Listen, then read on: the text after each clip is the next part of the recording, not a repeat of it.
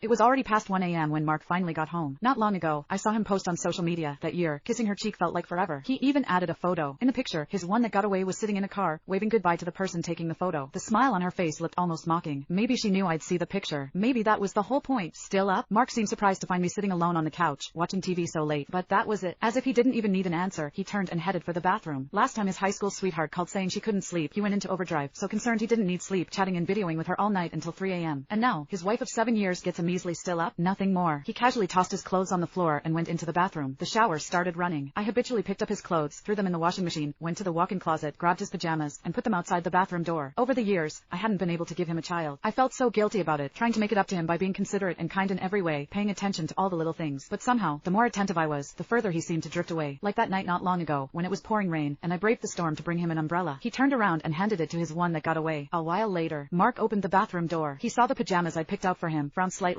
and picked them up. Why these? Which ones did you want? I asked, getting up. Today's your ovulation day. Usually, you're super aware of that. Mark glanced at me. Before I could answer, he put on the pajamas and went into the bedroom. 7 years of marriage, and I haven't gotten pregnant. It's become a shared heartache for us. We've been to the doctor multiple times. They said there's nothing seriously wrong, just relax and try to stay positive. But for 7 years, he's outwardly claimed not to care, but deep down, he desperately wants a kid, so much so that he knows my cycle better than I do sometimes. Every time I'm ovulating, we wear the matching pajamas. It's a kind of understanding between us, a signal. But this time, I hadn't gotten those pajamas out. He wouldn't bother to wonder why. Maybe my thoughts just don't matter to him anymore. He wouldn't care. His one that got away, though, just a little hint, and he'd drop everything to shower her with attention and concern. I was quiet for a long time, then went back to the bedroom. As soon as I wrapped my arms around him, he impatiently pushed my hand away. I'm tired. Can you just leave me alone? In the past, I would have tried to win him over. But this time, I didn't say anything. I got up silently and went to the guest room. He glanced back at me, and just as I reached the door, he said, I'm really tired tonight. I'll make it up to you tomorrow. He rarely says things like that on his own, but I was already tired, emotionally exhausted. Don't bother. I closed the bedroom door, went to the guest room, and couldn't fall asleep. Mark and I met in high school. We weren't that close back then. I was the top student in the class, but my classmate, the slacker, was always jealous and bullying me. One time, she and a couple of her loser friends cornered me in an alley, trying to shake me down for money. Mark saw it, walked by without helping, but he did mutter one word.